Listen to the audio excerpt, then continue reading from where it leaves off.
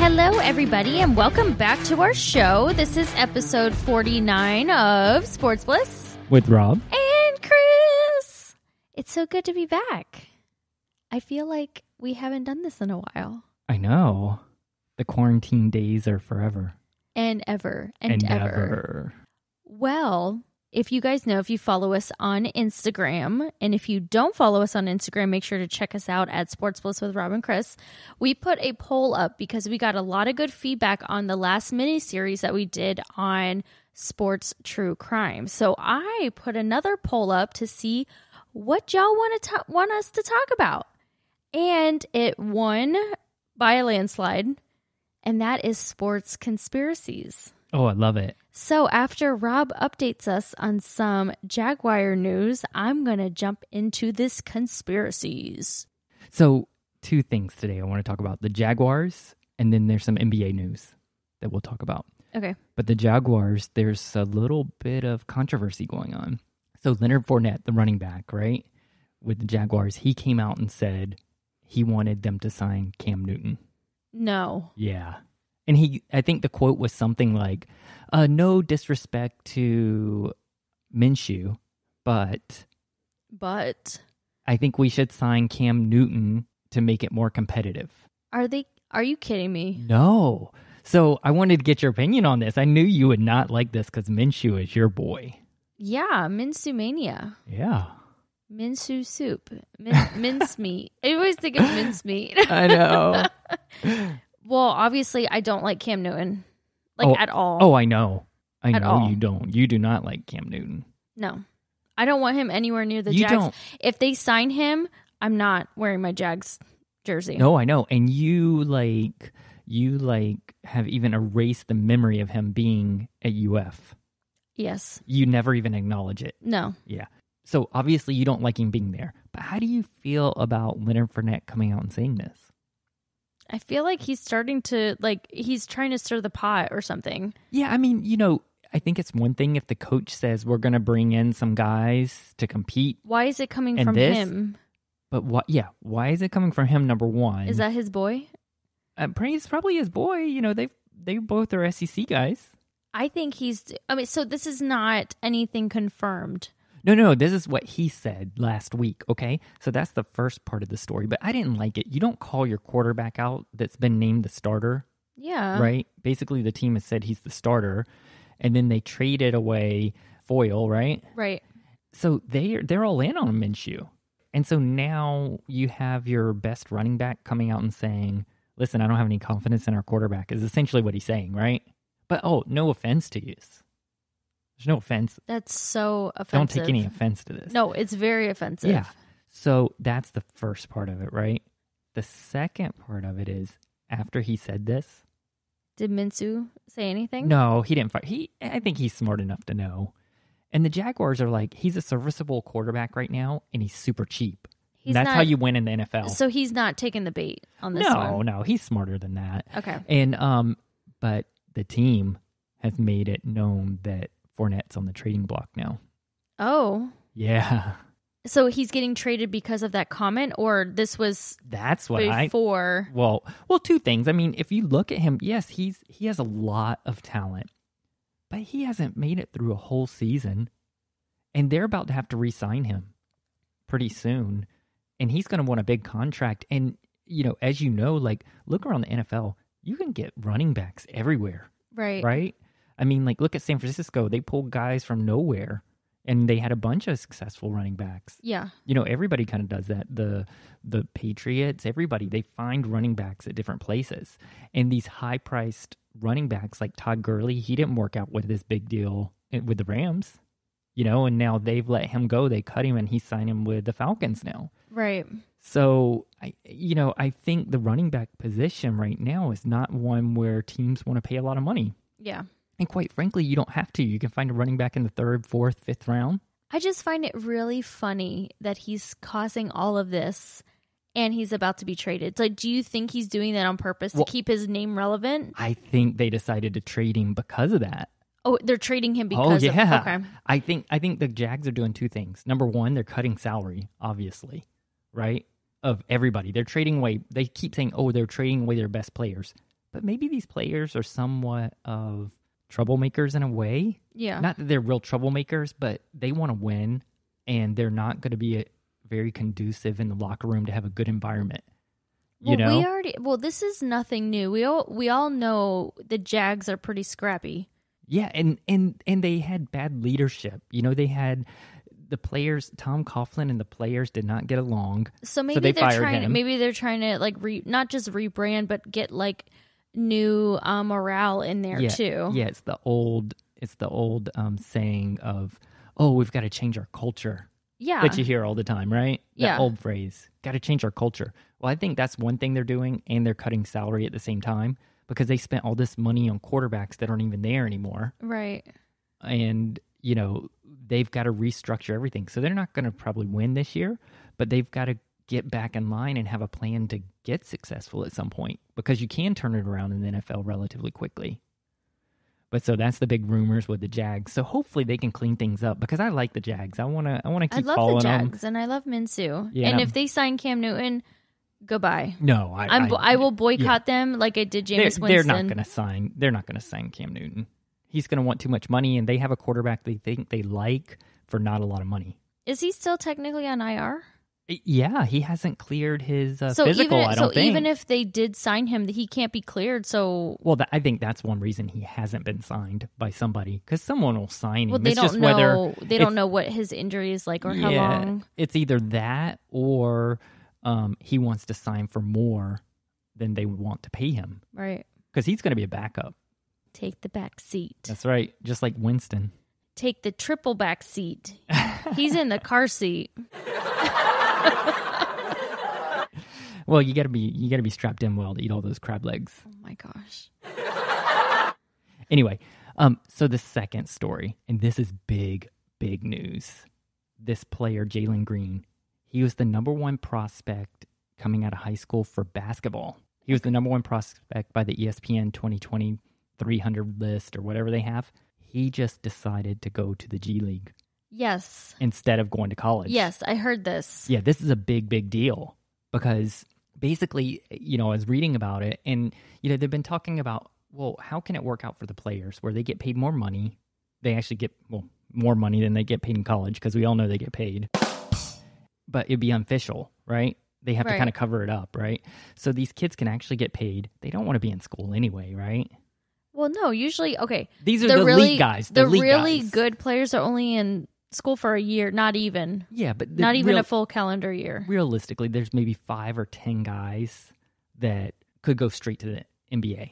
Yeah. Right? Like LeBron James did, like Tracy McGrady did. All these guys, right? They went straight to the NBA and they were very successful. Well, so they came up with a new plan for... you missed it. Dwight Howard? No, it was Stoudemire. Oh, your favorite from Cypress Creek. Yeah, I went to high school with him. That's right. Hoot, hoot. He was very good. Yeah. For a long time. I think he's playing in Turkey or something now. But anyway, so there's another problem to this besides that. The NBA was having a problem because some of these elite guys, like LaMelo Ball, one of the Ball brothers, he went and played in Australia this year instead of playing in college or in the G League. Okay. And come to find out, they pay those guys very well. They pay them like in the mid 6 figures. So they get around $400,000-$500,000 a year. And then they get them shoe deals also. So they make a lot of money and they play 1 year over there and then they enter the NBA draft. Well, the NBA were like, well, why are we having all of our kids leave our country and go to other countries to do this? We should be doing it ourselves. So they sat down with some of these elite athletes' families and said, what's the issues? Why wouldn't you come and play in the G League and this? And so they came up with a new structure. So even though he signed with the G League, he's really not going to be in the G League. It's a 1-year developmental plan, and it's like for a select number of guys. So they're going to get paid $500,000, and they can earn more based on certain bonuses. And some of that's on the court and some of it's off the court. But they're going to play basketball. They're going to play, I think they said 10 to 12 games against G League teams, but they're not going to count in the G League standings. And then they're going to play against national teams from other countries and like NBA Academy teams. So they're going to get a lot of professional like exposure playing really high quality players around the world. Interesting. Yeah.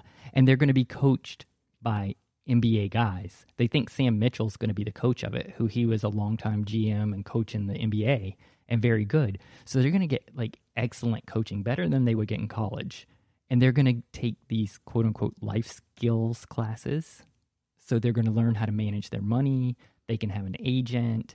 They can have all these things in place. They can sign a shoe deal, all this kind of stuff. So these kids can really make money.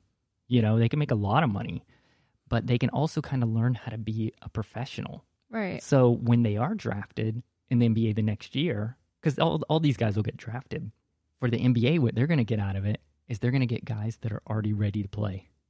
They've already been in a full year of playing real basketball, conditioning their bodies. They've already been molded. Yeah, they've worked on their bodies for a year, their nutrition for a year. Right, to be perfect for the NBA. They know how to handle themselves. They'll probably have media classes, how to handle themselves with the media, how to handle themselves in situations, life situations, like people trying to get their money or take advantage of them, so that they're more productive. Plus, it gives them a chance to really evaluate these players. I think there's going to be a less bust potential because some of these guys get signed and they never really develop. Well, they're going to know if they can develop these guys or not because they're working with them for a year. That's actually really interesting. Yeah. And I always thought it was weird when players go to different countries to play instead of like going to college or, you know, doing the G League or something like that to develop them more. I think it's good now that they're going to have this. I think it's good. Well, the Australian League is supposed to be very, very good and legitimate and very well run. And that's what they were really competing against. They don't want other countries to develop a product that can compete with the NBA eventually. Okay. That's what I think, you know. But with this, they said that he can make this kid, Jalen Green, he's going to make over $500,000 in his salary, right? So he's going to have money. But also, they say he's already in line to sign a shoe deal that'll be worth at least $1 million. Okay, so when I heard this, so this has nothing to do with the coronavirus. No. I thought it had something to do with like what they're planning to do with schools. That's why he chose not to go to college. You know, they said that in the article. They're like, well, with the uncertainty of the coronavirus and this, that, and the other, but there'll be college basketball next year. You know, I mean, and let's face it, even if he didn't play next year, he would be drafted. You know, you tell a kid, listen, you can put a $500,000 salary in your pocket and potentially another $1 million on top. You already have a shoe deal. Right. Why wouldn't you sign up for it? Or do you want to go sit in fake classes for 6 months? Waste time, and only be able to practice so many hours a week on your basketball with your coaches. He can live, sleep, and breathe basketball now. Right. And not that school is a waste of time, but for these players, you know they're not going to school for an education. Oh, 100%. A lot of the players drop out of classes, like these type of players that are elite. They drop out of classes as soon as the NCAA tournament's over. Right. So that they can focus on the NBA draft. And they just play basketball all day and sign an agent at that point. So it's like, it's a big game. And so I was thinking the NCAA is actually going to benefit from this too. Because now you're going to have these schools like Duke and Kentucky that have been made up of one and dones for the last, I don't know how many years. Right. That they turn over half of their roster every year. You know, and they have the number one recruiting class because they have to, because 3 or 4 of their players turn pro. Right. That's not going to happen as much anymore. And so these guys are actually going to stick around for 2-3 years, and they're actually going to develop, and you're going to have consistency in college basketball. And it's going to be kind of like the old days, I predict, that you're going to actually know the kids on a team. And it's going to be more fun to watch because they're going to have their own identity. When I was growing up, I knew all the guys that played on UNC. I knew all the guys that played on Kentucky. I knew all the guys that played on Duke. All the guys that played on Syracuse because they were around 3-4 years and you learned them. And then they went into the NBA and you already knew who the players were. Right. Now it's so hard to keep up with. They're there for one season and they leave. Yeah. Unless they're a big time player, you don't know a lot of them unless you're really, really into college basketball. So I think it benefits everybody all the way around, actually. Well, there you have it. There you have it.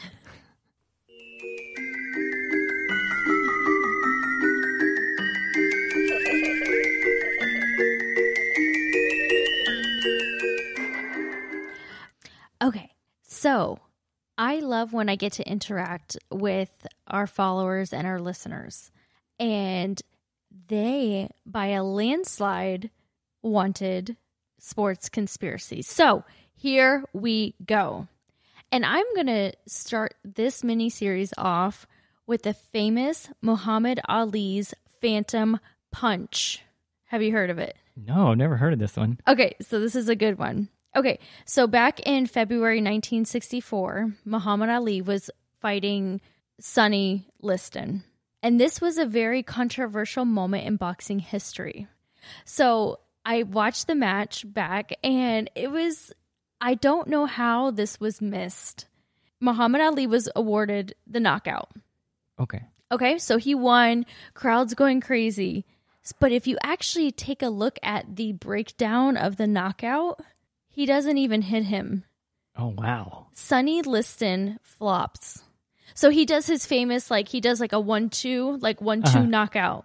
So he kind of hits him on the first punch, but it doesn't seem like it would be anything to knock him out. And then as he's swinging his arm, it doesn't even make contact, and Sonny's already on the ground. Wow. And the crowd was going crazy. Sonny actually did such a good job with the acting. He got up and he was doing the Mortal Kombat, finish him, and then he fell back down, and then he got back up, and his trainers are kind of giving him water and shaking him down. He's like, okay, I'm good. And then then Muhammad Ali, he hits him, and then he's awarded the knockout. So why do you think Sonny Liston faked the punch, faked the hit? Well, so I don't know the history, but I'm just guessing with boxing. So you make money on the first match, but you make even more money on the rematch. So maybe they wanted to set up this rematch for them to fight again. So I guess that would be one thing. Or did Vegas pay him off because he was favored to win? Okay. So this is the true tea. Okay. Sonny Liston faked, or he lost the match on purpose. It seemed like he had orchestrated it with Muhammad Ali, that Muhammad Ali was going to win by the punch, the knockout. But why would you want to get knocked out if you're going to lose? You already planned it out, so let's just fake it. So the word is he faked it because he was in a lot of trouble, financial trouble. Yeah, that he was under a lot of financial trouble, and he used that money to pay off the mob. Yeah, so he took a dive on purpose. Did they bet on it or something? Or the mob said, hey, you take a dive in whatever round and your debt's forgiven?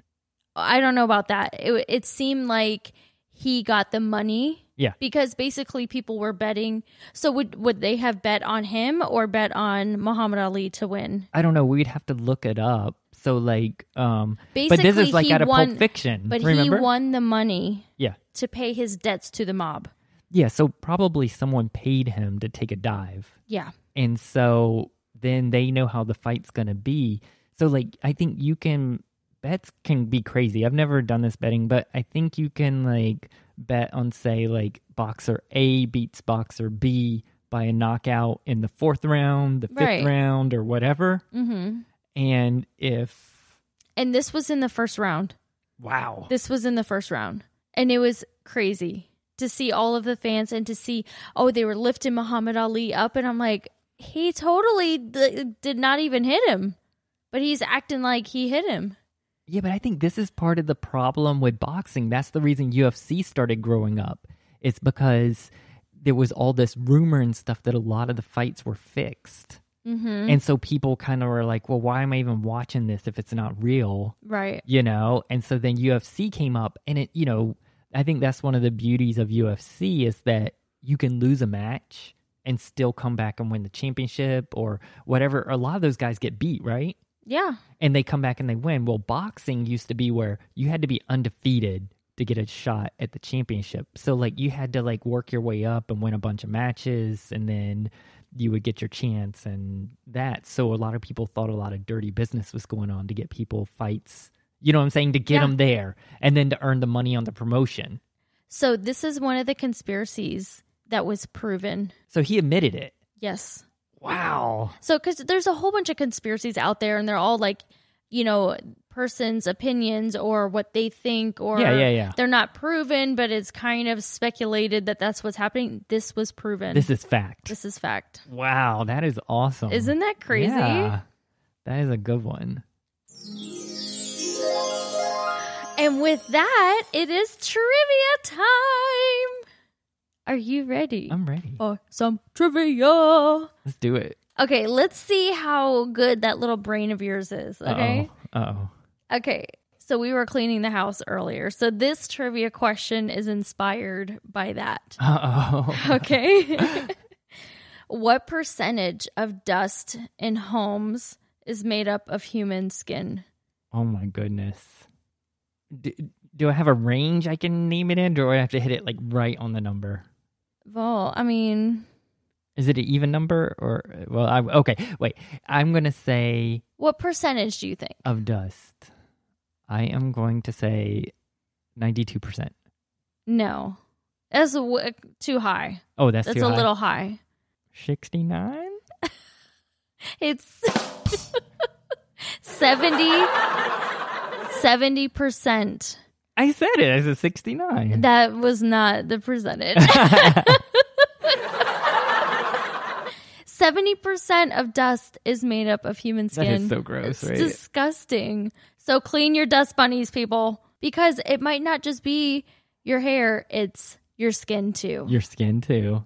Okay. Let's wrap up this episode with a would you rather. Okay. And this one's pretty easy because I think I'm already going to guess this one for you. But would you rather always be 10 minutes late or always be 20 minutes early?